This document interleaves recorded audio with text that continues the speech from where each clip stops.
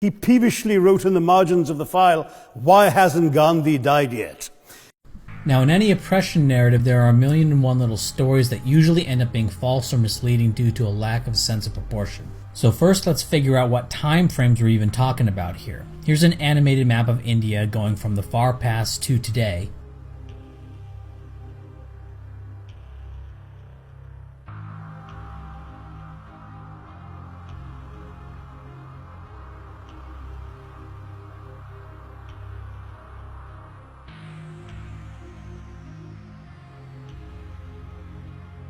So it looks like the East India Company gains a foothold in 1757 in Bengal. Then from 1757 to around 1818 is how long it took for them to take control of most of India, so that will be considered a transition period. And everything past 1818 is more or less the rule of Englishmen. The territories expand into modern-day Pakistan and Burma, but the central and most populous regions of what later became the British Raj were more or less under English control by 1818. And in terms of who was in charge, we can basically divide Indian history, as far as we're concerned, into four periods. The pre-European period, which is before 1505, the European contact and coastal outposts starting with Portuguese India, going from 1505 to 1757, then the period of East India takeover, or the transition period to English rule, 1757 to 1818, and the period of English rule, or at least English domination, 1818 to 1948. And this is the period we're most concerned with. And there are many claims of oppression laid at the feet of the English, and they generally fall into four categories: deindustrialization, genocide, de-education, and looting of wealth. So let's start with deindustrialization. There's this meme going around how India, at its peak, produced a quarter of the world's textiles, but then this proportion shrunk to around 4% of world production, and a similar story occurred with India's percentage of the world economy generally. The exact numbers vary depending on who's saying this, but this is the general narrative. And of course it's true. India made up a smaller proportion of the world economy, but it's not because their economy shrank, but because Europe and Europe-like countries such as Japan grew during the Industrial Revolution, which is known as the Great Divergence. And I listened to speeches and talks by this guy Shashi Tharoor, and one thing he mentioned was that the British destroyed the Indian textile industry. Britain's rise for 200 years was financed by its depredations in India. In fact, Britain's Industrial Revolution was actually premised upon the deindustrialization of India. The handloom weavers, for example, famed across the world, whose products were exported around the world, Britain came right in. There were actually these weavers making fine muslin, light as woven air, it was said. And Britain came right in, smashed their thumbs, broke their looms, imposed tariffs and duties on their cloth and products, and started, of course, taking the raw materials from India and shipping back manufactured cloth, flooding the world's markets with what became the products of the dark and satanic mills of Victorian England. That meant that the weavers in India became beggars, and India went from being a world-famous exporter of finished cloth into an importer, went from having 27% of world trade to less than 2%. Now, my first thought was that they probably just outcompeted India since it was machines versus hand spinning. But then I thought, you know what? Why don't I just check if this is actually true? Imagine if this basic statement of fact that the Indian textile industry declined when the English took over, if this was just matter-of-factly false. And of course, it is. The English were very good record keepers and kept track of how much clothing was produced in India, how much they were exporting to where, how much they were importing, etc. And what Michael Twomey reported sourcing the Indian Statistical Abstract was that from 1880 to 1929, the domestic production within India of machine-spun cloth increased over 9-fold, and hand-spun cloth actually increased around 3.5-fold. Broadbury, Custodis, and Gupta do an analysis that goes even further back, and they conclude that textile production was increasing, though not at this pace, as far back as 1750 up to 1871, which is when Twomey's analysis began. And what is true is that exports of Indian textiles went down, and imports of textiles from Britain were also increasing during this period. And all these clothes were going to the Indian population, and the price of clothes in India collapsed. By 1871, the cost of any given item of clothing was less than half of what it was in 1750. Actually, having checked my sources again, it looks like Indian textile exports actually increased after a decline from the 1790 number, matching that export volume by 1880. So even if we're just talking about exports, no, the Raj ultimately presided over an increase in Indian textile exports after an initial decline. So even that line, that Indian export volume declined, is misleading and more false than true. Not that it even matters given how much textile production increased in India and how almost all of that increase was going to the Indian population. And another addendum. Where did Britain get its cotton from? Well, from 1806 to 1880, about 65.9% of Britain's cotton came from the United States, according to Stanley Chapman from the University of Nottingham. So I guess Britain industrialized on the back of the United States and prevented the United States from industrializing because buying cotton from someone prevents them from building factories. And that's why the United States never managed to oh wait, Thoreau's retarded. And if you look further back, Brazil makes up roughly 64.5% of all British cotton imports from 1786 to 1809, and almost nothing is coming from Asia. From Frank Hitchcock's work, Agricultural Imports to the United Kingdom 1896 to 1900, it stated that 74% of the UK's cotton came from the United States over these years, 22% came from Egypt, and a whopping 1.7% came from India. 1.6% came from Brazil, and China, Peru, and Chile in some combination apparently made up most of the rest, although where the rest comes from he doesn't quite say. But unless someone can find some compelling data to the contrary, it appears that Britain got almost none of their cotton from India, that most of their cotton that went into British textile mills came from Brazil, the United States, and Egypt. And of those three, only Egypt ended up being really poor. So this seems to go against the idea that buying cotton from someone prevents them from industrializing, but it's irrelevant since the UK bought so little of their cotton from India anyway. When the Impressionists, as I call them, claim that India was deindustrialized, they're mainly talking about textiles. And it's shocking, they're literally just wrong. This isn't even a debate point, they're just balls in your face wrong. That talking point is literally just a lie, and this is something that's somewhat difficult to convey to a normal person, because a lot of people have a hard time believing that a guy like Thoreau, who's promoted by so many institutions, given so many awards, and has all these credentials and all these funny hats and all these people promoting him, and is, for example, speaking at the Oxford Debating Society, would be wrong about such a simple, verifiable, and central point.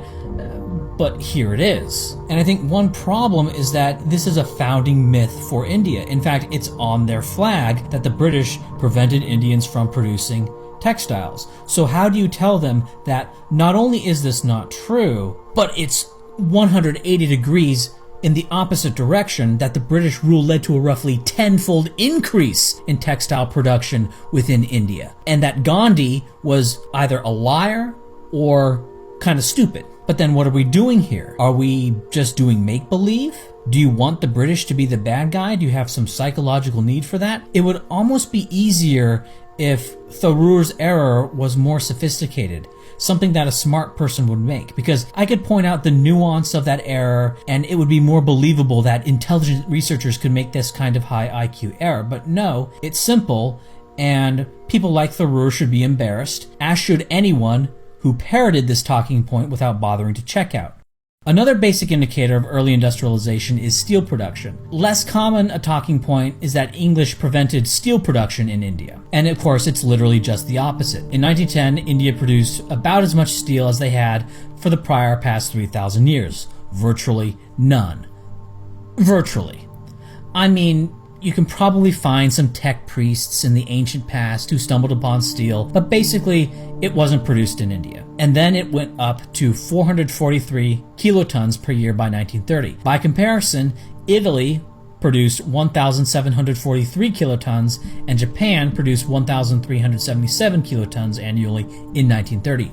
So India went from virtually no steel production to slightly less than 1/3 of Japanese steel production in 20 years. And incidentally, Indian production of pig iron increased almost 15 times, and more than half of it was exported, i.e., India went from being an importer to an exporter of pig iron under English rule. So this line of India being deindustrialized, this is beyond retarded. The exact opposite is true to an undeniable degree. And of course, railroads, which are a really big deal. Railroads allow for more regional specialization and interregional trade over longer distances, and each area doesn't have to be self-sufficient and can specialize. Now, the Impressionists have a kind of knee-jerk mockery of the importance of railroads in India, or they'll make the tautological claim that the railroads were built to serve the British, not the Indians. And of course, this is true, but so what? When guys like Leland, Stanford, and Vanderbilt built railroads, they were building them for themselves,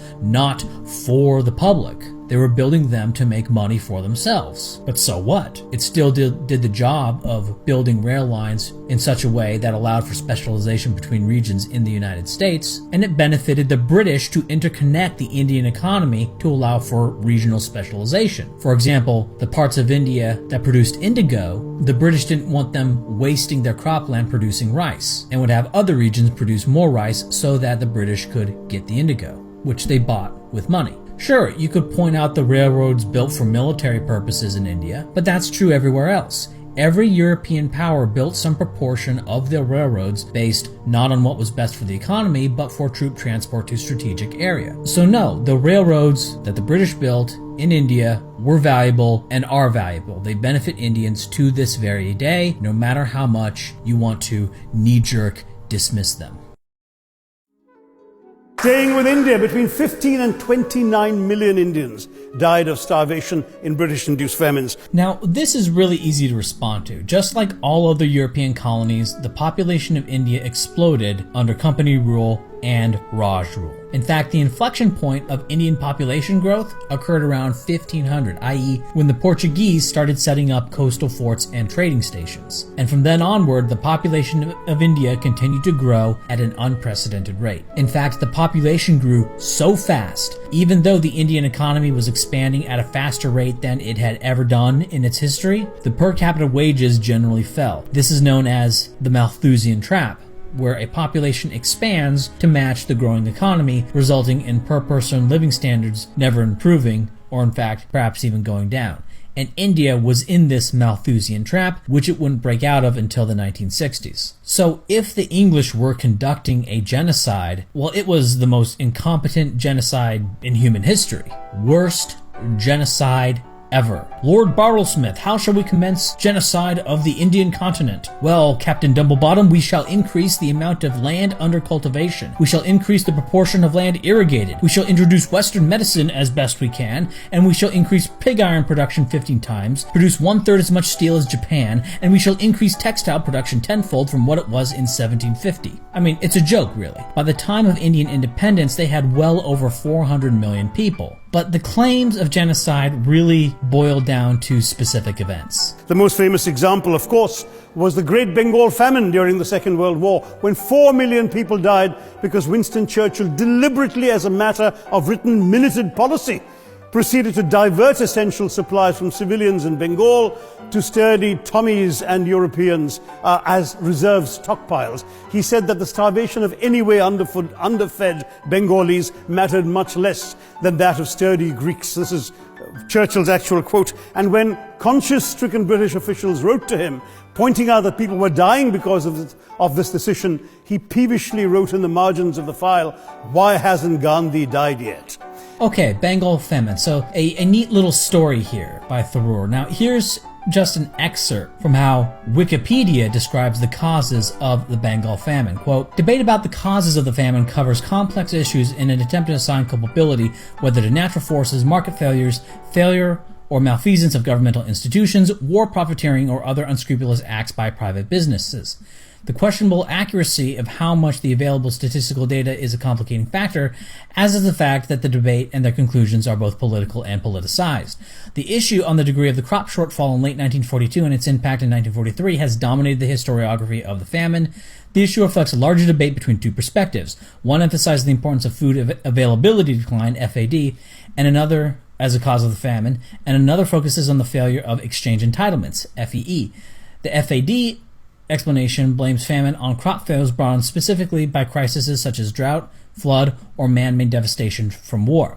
The FEE account argues that such external factors are in some cases important, but holds up that famine is primarily the interaction between pre-existing structural vulnerabilities such as poverty and a shock event such as war or political interference in markets that disrupts the economic market for food. When these interact, some groups within society can become unable to purchase or acquire food even though sufficient supplies are available.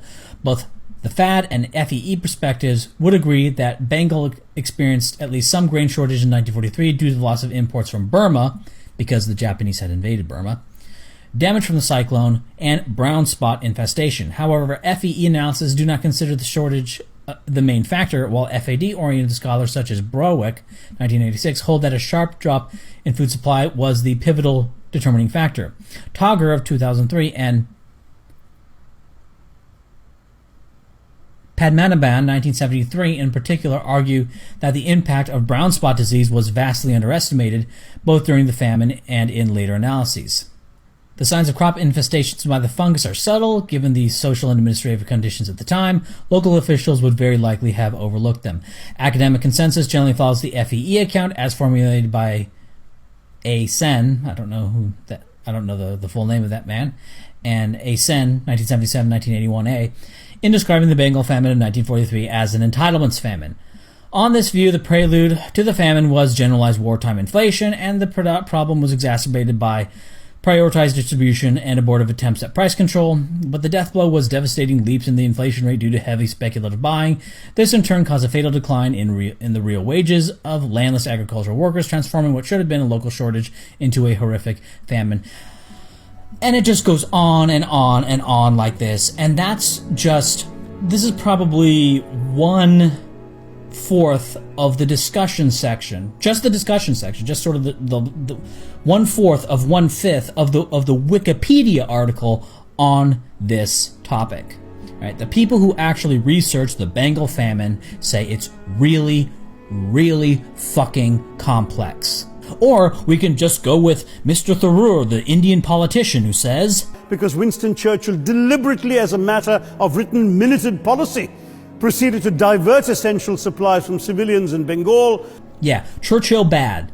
There you go. That's a much simpler explanation. Churchill bad, and Churchill did it. Forget all the detailed analyses by historians about this event. Tharoor figured out it's just, Orange Man bad. No, Churchill bad. And this gets to a more basic problem with the way people like Tharoor explain history and world affairs. That is, he operates in these little stories and anecdotes and pieces together a kind of gestalt about what happened from the bits and scraps that he reads, and instead of literally just looking up basic facts and figures. But also, to go through every little unquantifiable point that he makes, that would take hundreds of hours. So for you, being a real person trying to actually understand the world, you need statistics. Yes, people can lie with statistics, but it's a lot harder to do so, and it's almost never an outright lie, but a misleading perspective. For example, saying that India's share of the global textile industry went from 24% to 4%, or whatever the specific numbers is, that's not a lie. But it's misleading because it leads you to believe that the textile industry shrank when in actuality it grew at an unprecedented rate to become many times larger than it was previously. It just wasn't expanding as fast as it was in the European countries and Japan. But regarding the Bengal famine, just look at how complicated it is to tease out cause on that one issue. And everything Tharoor says is like this. So he makes a glib little statement, usually with some quote. Okay, some guy said something mean about Indians, and he makes this glib little statement about an enormous topic of research, and then he just leaves it in the dust and moves on to the next glib talking point. Right, Gish Gallop, if there ever was one. It should be called the Tharoor Gallop. And he doesn't deal in big aggregate data about the matter. When I present these large numbers on population, GDP, land under cultivation, industrial production, it's the big picture. This is, broadly speaking, what is going on. And any story about some specific event, such as the Bengal famine or something that was said to have been a massacre, that's like a little extra credit. That's just like a little garnish on top of the big picture of what was actually happening. Little specific events are, first off, profoundly unimportant once you know the basic structure of what happened, the basic population and economic facts and trajectories. And second off, the amount of work you have to do to verify all of these little claims about each and every one of these little events, such as the Bengal famine, such as some massacre that occurred at some time, or claimed to be massacre. The amount of research to go in and check and verify all these little events is astronomical. It is a profoundly inefficient way to learn about the world. Thoreau says he has any number of examples proving whatever he wants to believe, and I totally believe him. Thoreau, I believe you. I believe you have little anecdotes and conversation fillers to go on until the end of fucking time, which dummies will interpret you as having some deep and rich knowledge when really you don't know the basic facts about your country's own history.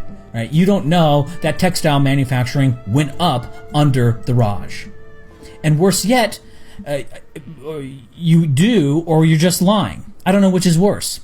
And so he gets on here and it's like, oh, he's talking about cricket and tea. Oh, he's so charming. And all the retards in the audience clap like seals as not a single chart or data table was presented that day. And just repeat platitudes because that's what the smart set believes now, that India was being genocided and all the bad things were done by Churchill.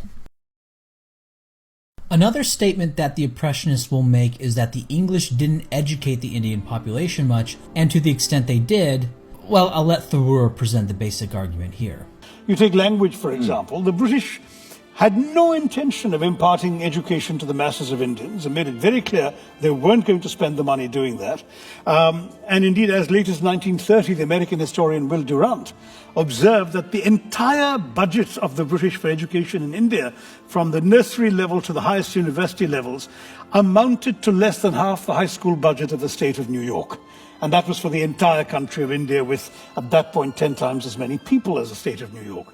The fact is that the British were not interested in investing in education, and even the English language was brought in just to educate a narrow class of sort of interpreters between the governors and the governed, people who would help the British by constituting a buffer between them and the dirty masses whom they ruled. I mean, that was very much the attitude. Macaulay actually said this in his notorious Minute on Education in India, where he said that we need to create a class of Indians, Indian in skin and color, but English in opinions and tastes and morals and in intellect. That was those were his exact words. And it was to serve their purposes. Now, after the whopper on the textile industry, I decided to just look this up to see if this was actually true. And guess what, guys? This is literally not true. In terms of how education funds were spent in India, it was over 90% on primary schooling in all the years that it was measured, according to this paper here that I'll have linked in the description. The goal was to educate the masses, if we to our infer motive from what the money was actually being spent on. It was actually being spent on primary schooling, literally the exact opposite of what Thoreau here said. Now, in terms of total spending, it's important to see the actual data. Yes, India, a smaller proportion of government spending was spent on schools than was in the princely states which had more autonomy within the Raj. But the proportion of government spending spent on education wasn't much lower than Western European countries outside of the UK. And consider the results. Literacy in India went from around 3.25% in 1872 to around 17.88% in 1948. So a 5.5-fold increase. Admittedly in 76 years, but hey, what was the rate of increased literacy before British administration? It was none. It was flat. It was flat, probably somewhere around 3% going back to the BCs. And if one points out the higher education spending in the princely states, fair enough, but keep in mind that the princely states were still within the Raj. And the princely states weren't spending that much on education before the Raj before the English took over. Now, we can always criticize and say maybe the English should have spent more on education, and I would agree. I think more money should have been spent on education than was. I think the amount was too low. But these breathless condemnations, or the claim that the British only funded higher level education because they wanted to create an administrative buffer out of the Indian elite educated in English ways, well, their actions don't point to this at all. Their actions point to an intent to engage in mass education and to improve literacy, and they actually had some significant results in that direction. The English presided over regular annual improvements in literacy year over year, and they managed this result despite the population increasing almost 63% from 1871 to 1948. And this little glib line about the high school budget in New York being greater than that of India, what is this supposed to mean? Is it the duty of the English to match that? To spend that much per person on a population that was anywhere from 240 to 390 million, depending on the year? Was it the duty of the English to bankrupt their entire economy in order to spend that much on every Indian child? And when Indians had more and more and more and more children, we had another 10 million children this year, pay up, English. Is that the requirement now? Also, the fact that labor costs were lower in India than in New York, it's just not an apples-to-apples comparison, even in terms of absolute monetary value, because the wage of a teacher in India is going to be lower than that of a teacher in New York because of the cost of living. But the whole basis of this is even ridiculous before you even get into the difference in cost of labor. But here's another thing to keep in mind, and this is something where Tharoor can call the English racist no matter what they do. Now, Tharoor attacks the English for spending most of the education budget on higher level education and not primary education. And we know this is false, but that's his argument. And I'm moving on to what is true or false and just looking at what his argument is. But what if Tharoor believed, as coincidentally happens to be the case, what if he believed that the English spent more on primary education than on higher level education? What would Tharoor's narrative be then? Well, if that were the case, I think Tharoor would argue that the English were only funding lower primary basic education because they didn't view the Indians as being capable of higher level reasoning, and thus not worth anything beyond a basic education, those racist Englishmen, and that it was more useful to have an Indian population that was basically literate and basically numerate, but they didn't want them to become too educated lest they get uppity or lest they start competing with the English economy itself. That would sort of be Tharoor's spin if Tharoor believed that the English were spending more on primary or basic education than on higher education. See, if the English focus the education funds on higher education, well, that means they're not interested in educating the masses in India, but are more interested in setting up a bureaucratic elite, right? Those races, they don't care about the Indians, they're just using education of the elite Indians as a way to control the masses. But if they were to focus more on basic education than on higher education, well, then what they're doing is they're depriving Indians of more advanced education because the English are racists who don't think the Indians are either worthy of such education or don't want them to become too educated and too skillful lest they become economically competitive with industrial Britain. And that story is just as viable as Tharoor's story. In fact, Tharoor was able to find who knows how many little anecdotes and how many little quotes about the decline in Indian textile production, right? Even though that literally did not happen, just because it didn't happen doesn't mean Tharoor can't find all sorts of anecdotes saying it happened. And the fact that the Raj spent more on higher than lower education, right, which we know is false, but Tharoor was able to find plenty of anecdotes and plenty of little quotes pointing to this false notion that the Raj spent more on higher than primary education. Right, so this is also sort of an object lesson in how worthless these little trinket anecdotes and these little quotes, right, this bullshit history are at actually getting at the truth. Okay, there's a wonderful little line that's floating around that the British extracted $45 trillion worth of resources from India in 1990 dollars. And this was said to have occurred from 1765 to 1938 in a paper published in a Columbia journal. And this is wonderful. I'm so glad the Impressionists picked this comically impossible figure. If they picked a lower number, then it would be harder to argue against, because let's say they said that the British stole $500 billion worth of stuff. As we'll later see, that might be physically possible. Now, not practically possible because they would starve so many of the Indian population. There'd be no way for the population to grow if they took $500 billion over that period. But it would at least be like it would be within the realm of physical reality. Because we have to ask, how much stuff was in the Indian economy from 1765 to 1938? Well, the population in 1750 was around 183 million. The population in 1800 was around 190 million. So to estimate the population in 1765, you have to multiply the two, but you have to just do a linear regression, but then time. You know what? Fuck it. The population of India in 1941, 3 years after the end date of Utsa Patnaik's so-called analysis here, was 389 million. So you know what? Let's just say India had 389 million people for all 173 years of Patnaik's analysis. Let's say they had 389 million people in 1765 all the way up to 1938. The per capita GDP, of course, was anywhere from $682 to $526 per person, and so we have to do it every single year, and we have to weight by population every single... You know what? Fuck it.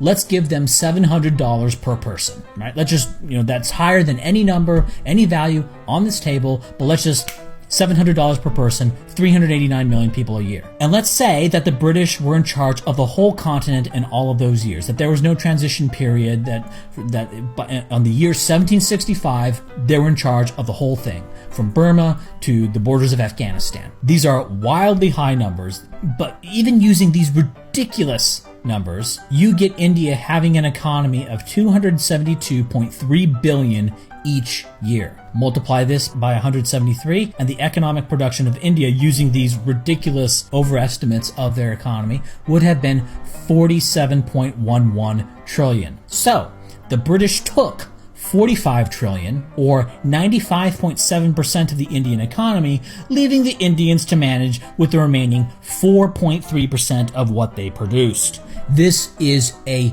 joke. And if we were to use more realistic numbers, realistic assumptions about the population and about the size of the Indian economy over these years, it becomes apparent that India did not have $45 trillion worth of stuff to loot. It was probably something more like 30 trillion, but I'm not even going to bother to do the work because because even using ridiculous numbers, this is impossible. But then I get a problem when I do this, because you have people who will imagine that, okay, maybe it wasn't 45 trillion, maybe it was just 1 trillion that was looted, or maybe it was only 500 billion that was looted. And so this is the ratchet effect, right? They throw out a ridiculous number, 45 trillion, and then when that's pointed out to be literally physically impossible, they then go, oh, well, then they sort of bargain down to a lower number that now suddenly seems more reasonable when it's contrasted with 45 trillion. 1 trillion looted from India, okay, that sounds reasonable now that you just said 45 trillion. But the reality is there's no more basis for that 1 trillion number than there was for the 45 trillion number.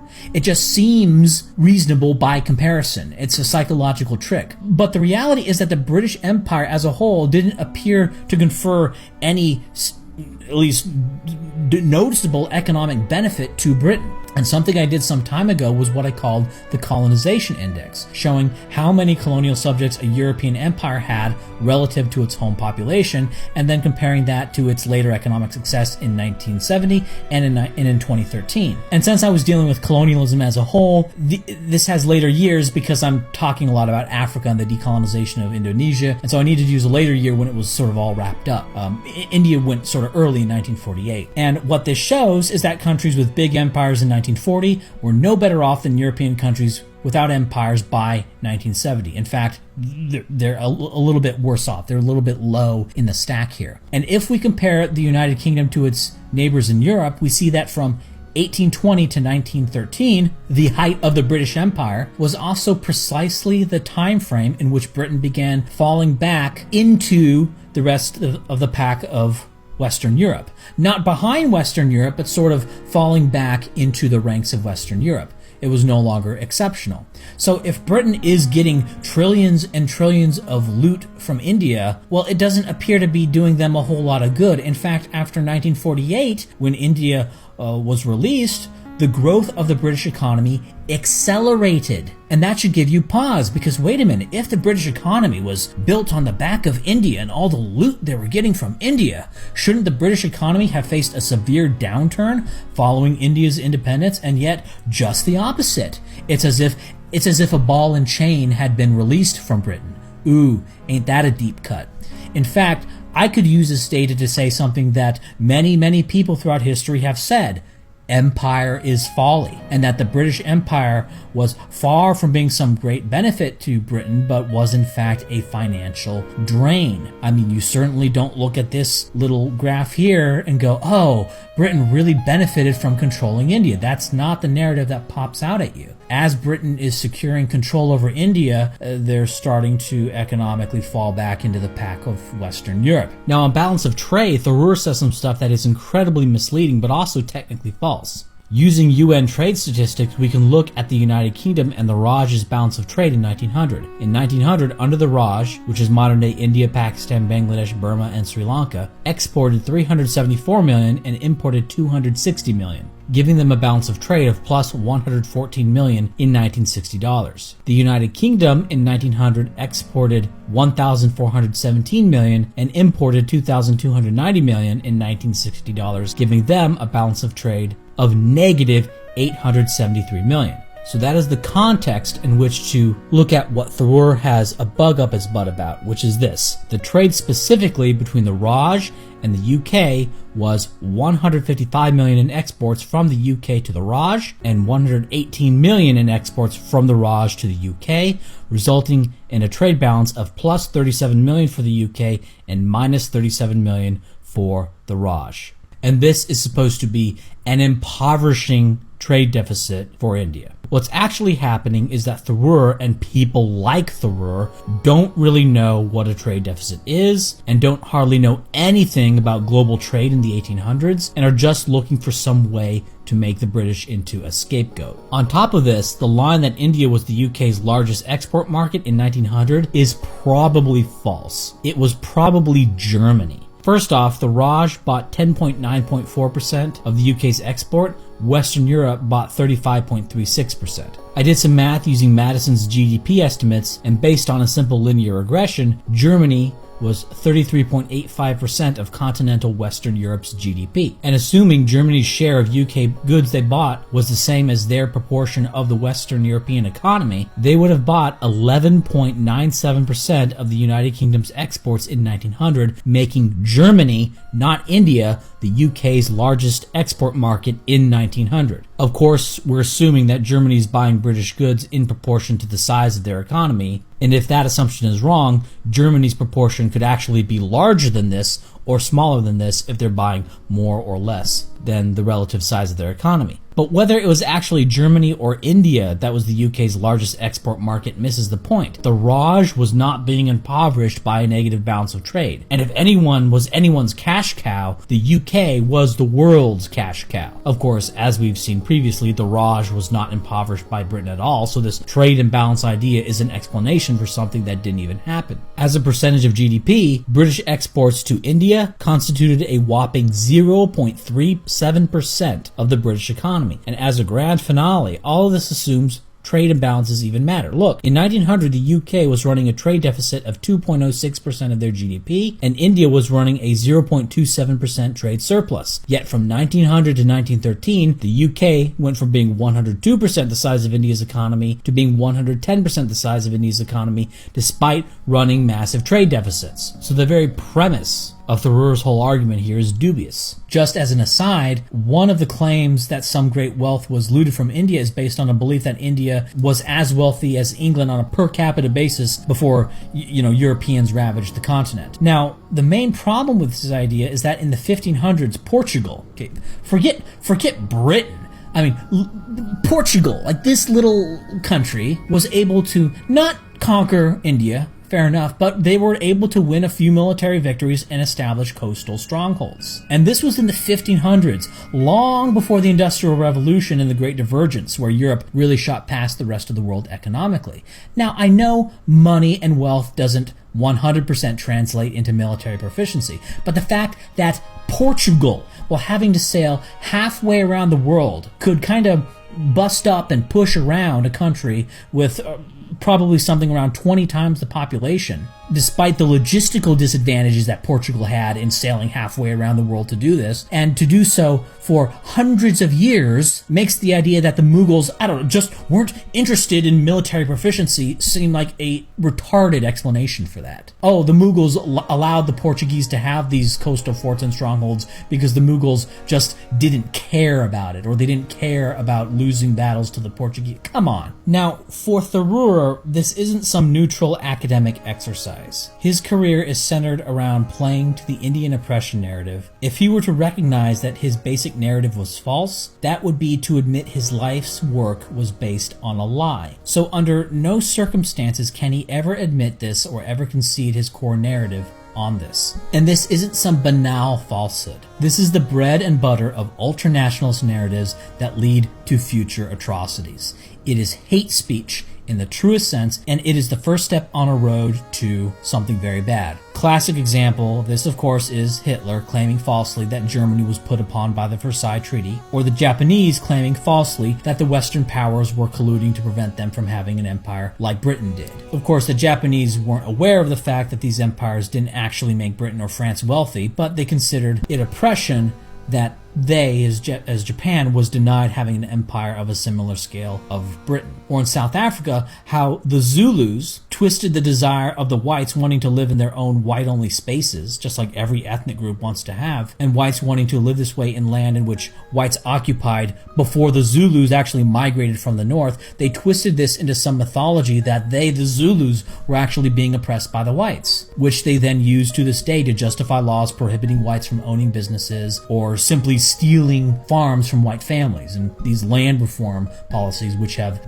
destroyed other countries such as Zimbabwe. All of this is justified with the myth of oppression, and it really couldn't be otherwise. In order to carry out a horrible act against another group of people, you must internalize that they did something horrible to you. That's the only way that most people, or at least the great mass of people, can actually justify it to themselves. Sir, some sociopaths and psychopaths and criminals can engage in heinous acts just because, but for most people they need a cause. They need a myth of rape to justify the revenge. Rape and revenge. These oppression narratives, they're not liberal, they're not enlightened, and they're at least as old as the Old Testament, when the Hebrews falsely portrayed themselves as being oppressed by the pharaohs, which was then used to justify sacking towns in northern Egypt on their way to the Levant. And of course the Pharaoh then sent an army to pursue the Hebrews after getting word that the Hebrews were sacking towns in northern Egypt for supplies. In turnabout, the Palestinians today use a bogus narrative to justify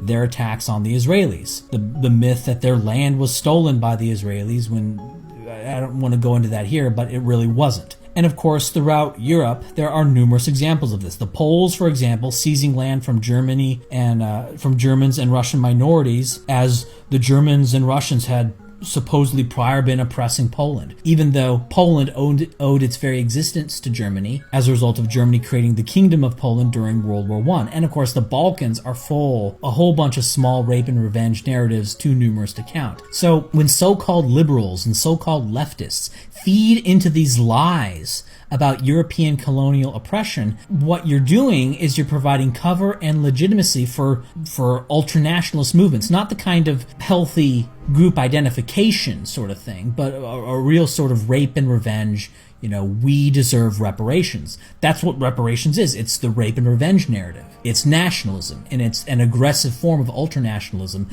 that is only ever powered by a myth of rape.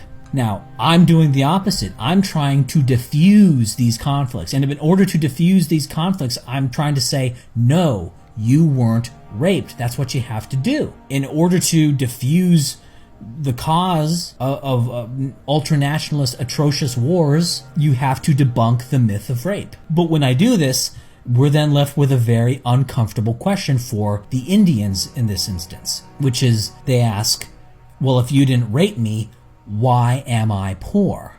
And that is the psychological bind. Well, you're poor because of choices made by you.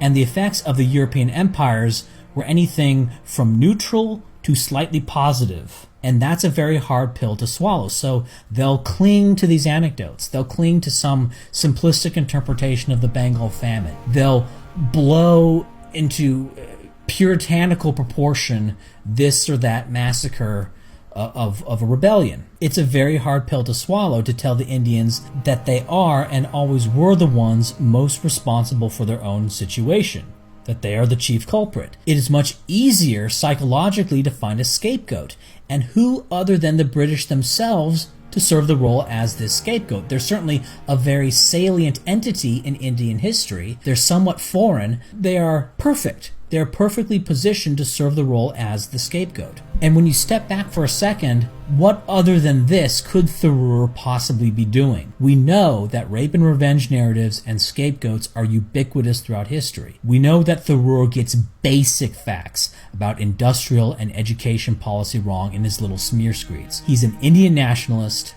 and the British are his scapegoat in the Indian rape and revenge narrative. They serve the exact same function as Jews did in European history. Blame all of your problems on Jews in rape and revenge narratives because they were market-dominant minorities that made you pay your rent. You weren't oppressed. You tried to conquer as much as you could whenever you could. Everyone on the planet did. The Europeans were just better at it. And in an unprecedented decision, these Europeans voluntarily gave up their empires. You never defeated the British militarily. Unlike the United States, you didn't have to fight a war to achieve your independence. They gave it to you almost for free, and in turn, you cursed them. How petulant. European rule led to a period of unprecedented economic and population growth and a rise in literacy to what it had never seen before. But you were mad because India wasn't doing as well as England itself. As though England owed you,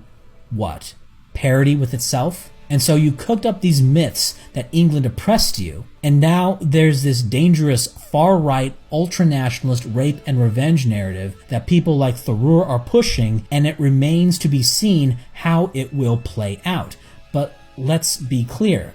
However glib and charming people like Tharoor are, what he says is far-right hate speech, and it is not only factually wrong, but morally wrong. And it is a result of envy, wrath, and racism. Now, you can't respond to every dumb thing Tharoor says, because for him, it's like 5 minutes to think up the dumb idea and find some stupid little quote or anecdote, and then it's like 2 hours of work for me figuring out first how to verify what's being said, because sometimes it's not obvious how to even check if a quote or anecdote really tells you what's going on, then to go in and find some relevant source and then try to figure out if this is true or false. And because Tharoor just makes it up so quickly, it's almost always false. And at some point, you have to just say enough is enough. On every claim that Tharoor made that I could find some quantitative way to verify, he's been wrong. And so he's like, what, 0 for 5 now? But who's counting? But there are two other little arguments that Tharoor made in one of these little presentations that Tharoor likes to poo-poo. He poo-poos the idea that British brought political unity and democracy to India. Democracy, and you mentioned political unity. Well, political unity is the one that the British point to with pride, that they came into a bunch of warring principalities and they made a country out of it. Not so. For 2,000 years before the British ever set foot on India, there had been a very clear sense of a common civilizational unity and an aspiration on the part of monarchs to consolidate that territorially. Now, obviously, they couldn't. I mean, we had two people who came very close. There was the Mauryan Empire, Ashoka and Chandragupta, who controlled about 90% of the subcontinent, including Afghanistan. And then the Mughals, particularly between Akbar and Aurangzeb, they controlled about 95% of the subcontinent. And that was the extent. But the fact that everyone tried to do it, aspired to do it, and failed in trying shows that if the British hadn't succeeded, somebody else around the same time with the advantages of modern communications and so on would have. So political unity was not a British gift. Democracy had to be prized from the reluctant grasp of the British. In fact, the history of the advent of democracy in India, as I demonstrate in the book, is actually littered with the broken promises of English rulers who keep promising responsible self-government and then sort of yanking it away just when the time came for them to redeem their pledge. And the example after example of this, until finally, sort of more or less democratic system. I say more or less because the franchise was still limited by literacy and population, so it was not a majority of the people. But still, a franchise, a vote was offered to Indians properly for the first time in 1937. Before that, there'd been elections, but, for example, in the 1920s, only 1 out of every 250 Indians had the vote. So hardly a training ground for democracy. And even then, they did not allow people to vote for a national government. The national government was still the British, headed by the Viceroy. It was only provincial governments that Indians were allowed to form up to the Second World War. So given all of that, it's very difficult to point. And as I say, the British did a great deal to undermine Indian unity.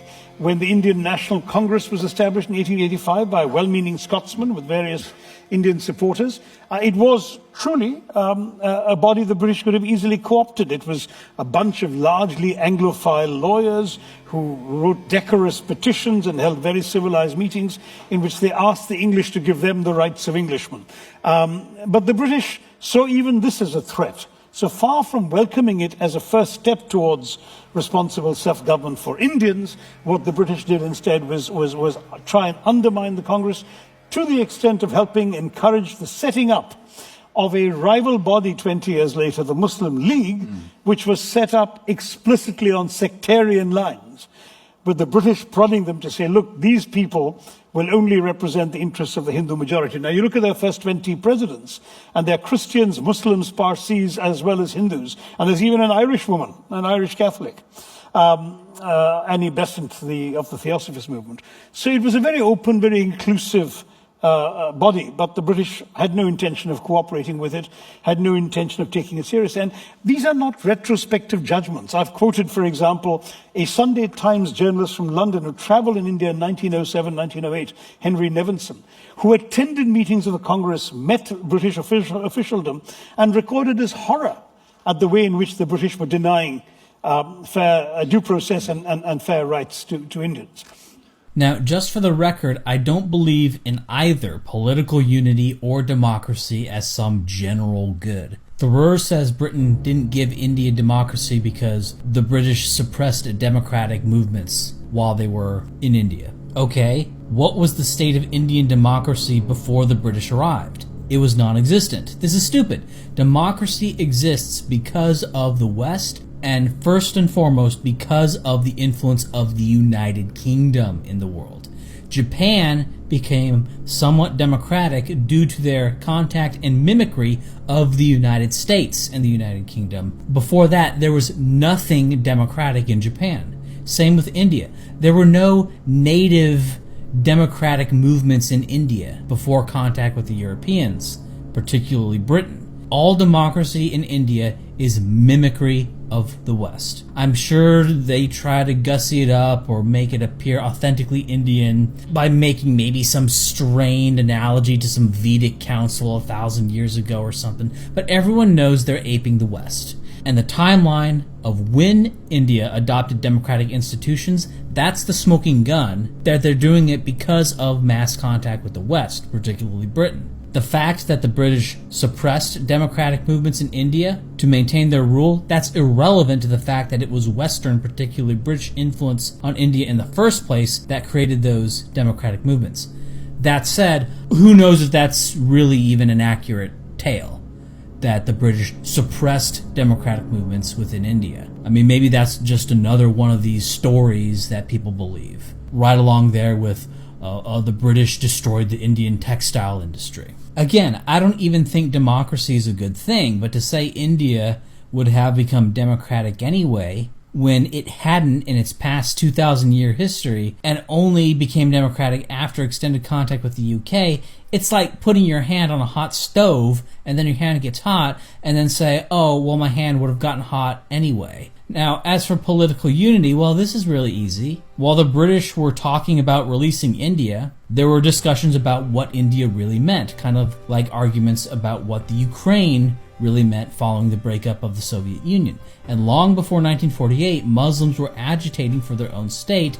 They didn't want to be ruled by Hindis. The people of Burma also didn't want to be part of India either. And so India broke apart immediately following their independence. Now, if you want to claim that India and Pakistan, which fought several small wars, by the way, post-independence, if you want to say they would have been harmonious partners had they been part of the same country in an India that inherited the entirety of the territory of the Raj, well, I don't have much else to say, then you're just kind of a dum-dum. The fact that the British were the only thing holding the second most populous empire in the world together was a reality that just played out in real time during the negotiations for independence. The truth of the British as being the sole source of unity for this gargantuan empire was manifest in what actually happened. Like, here we have India under Britain, and then Britain leaves and it immediately breaks apart like this. And then someone says, oh, the British weren't keeping it together. It would have gotten together like that anyway. Like, what? Like, when Alexander the Great's empire fell apart after his death, imagine the people at the time going, Alexander didn't create this unity.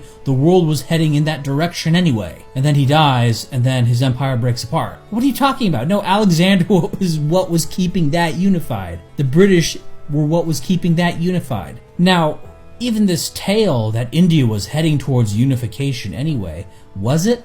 Looking at this year-by-year territorial changes, arguably the Mughals got close-ish, but they never got anywhere near as far as Britain did. And then they were beaten back by the Maratha Confederacy. And there were some periods where an empire within India got pretty big, but then they would get beaten back, and none of them were ever as big as even the truncated modern post-1948 state of India. Again, look, the British unified the continent. This isn't a debate point. This is something that is true, and it's being pointed out, and bigoted Indian nationalists don't like it because it's giving the British credit for something. That's what this comes down to. When the British left, it fell apart, and no previous empire ever came close to the amount of unified territory under the British. Again, I'm indifferent to the value of unity, and I don't think unifying lots of people under the same government is necessarily a good thing. It's probably a bad thing, in my opinion. I'm just pointing out that this is yet another thing that the Ruhr is so obviously balls in your face wrong about. Now, what I've done here is explain why India's problems can't be blamed on the British. But then what's the explanation? Well, I have an operational explanation that's based not on some deep research of India in particular, but on what I've read about traditional economies, often referred to as feudal economies, basically economies dominated by landlords and guilds. Even during the Raj, there were tariffs within India and heavy regulations on who was allowed to work in what trade and how you were allowed to produce everything. Europe was like this too a long time ago, so was China, so was Japan. And it was when Europe, then Japan, then China broke out of this that they finally began to have any significant economic growth. This is something important to consider, is that basically all improvements in per capita living standards occurred in the world starting in like the 1700s, 1800s. Before that, the world was stagnant at anywhere between $400 and $700 per capita in $1990. So the economy as we know it comes from the Industrial Revolution. And that's something that a lot of people don't know. Basically, all economic growth in the world occurred as a result of breaking out of this traditional economy, creating a common market where you can buy and sell just about anything within a country and have the free movement of labor and the ability to buy and sell land and buildings to whoever you want, and sometimes even the freedom to do this between countries.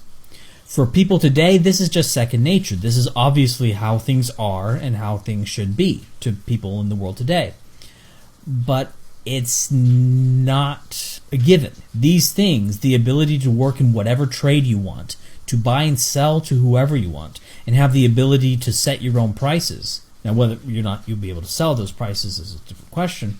but the ability to set your own prices and to do this anywhere within your country or often even between countries, this is not the natural default state of man. This is capitalism, and it was constructed by the state.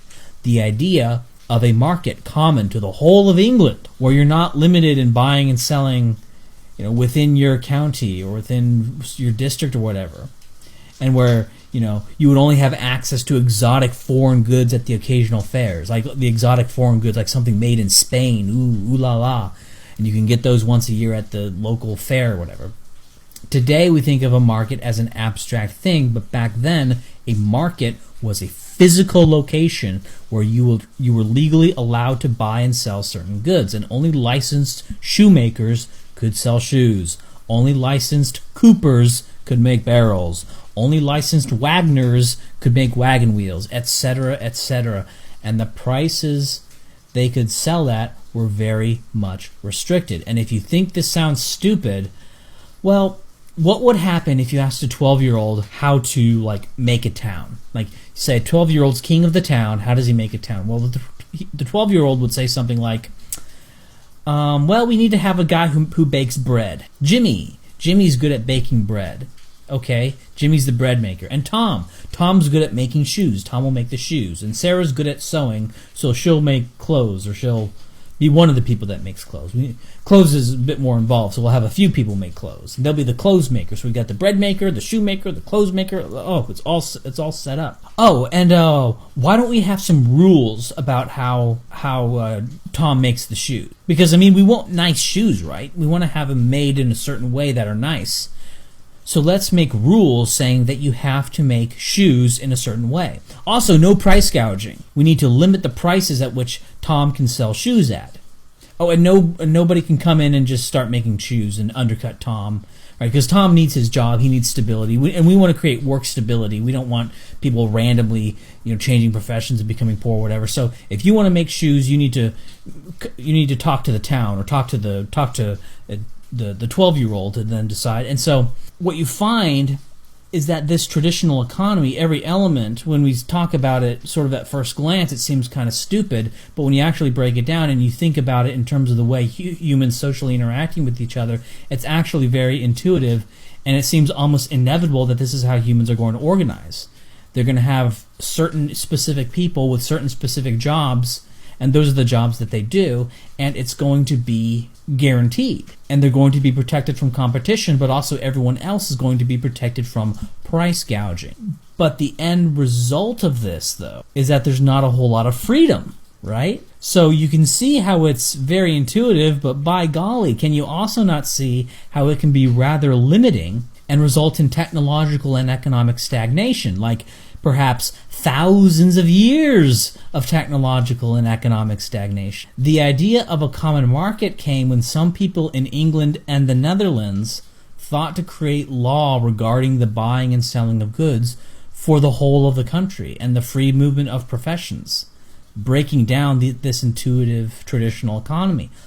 Laws and protections had to be constructed to create what we know as a free market economy. It's not emergent. It is constructed. Capitalism was constructed by the state. It's not natural. It is not the default state of man, and it was something that had to be forced upon India piece by piece.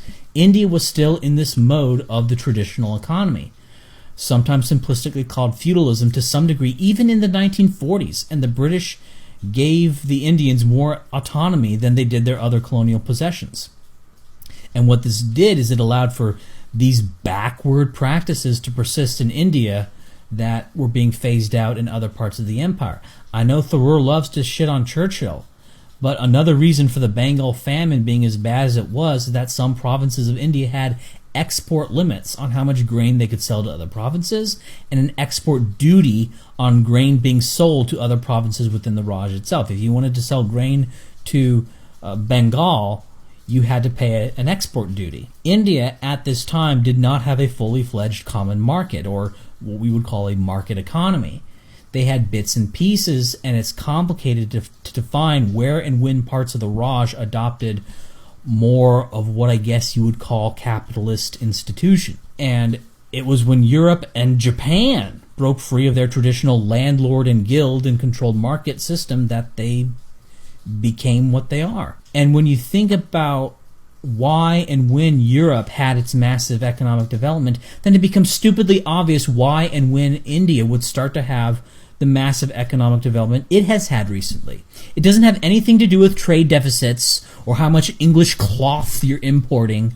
It has to do with basic institutions. And once India made the same basic institutional changes that Western Europe and Japan did, they started to have that hockey stick level of economic growth that Western Europe and Japan did when they made those changes. Now, obviously, that level of growth is not going to go on forever. It's going to plateau at some point, just like it did in Europe and in Japan. But India is in that process of capitalistizing. Keep in mind that Black Africa, which was under more absolutist British control, was wealthier per person than India was in 1948, which is to say a region of the world that in 1500 was poorer per person than India ended up being wealthier by the end while having more direct European rule than was practiced in India through the Raj. And in fact, even within Africa itself, the parts of Africa that were more colonized by any European power in terms of time under control or percentage of population that was white, the black people in the more colonized parts of Africa ended up better off than the black people in the less colonized parts of Africa. Some of the wealthiest people, I think maybe there's like Mauritius or something where the blacks are actually wealthier, but in terms of the real countries of Africa, blacks in South Africa are the wealthiest people in the continent of all the black people in Africa. As for the British rule in India, they did yeoman's work, and they created some of the benefits of industrialization while, in my opinion, foolishly respecting India's traditional economy. I think they respected it too much. And so India was kind of a strange anachronism at the time. They had some of these modern factories and textile mills and some of these steel mills and railroads, but at the same time, they still had the equivalent of guilds, and they were limited in what professions and how you could buy and sell certain goods, and they still had that traditional economy while also having the fruits of capitalism sort of crammed in there. And so it's a very strange situation, almost kind of unique in world history. But no, the British didn't rape you, and I think that's the line to end on.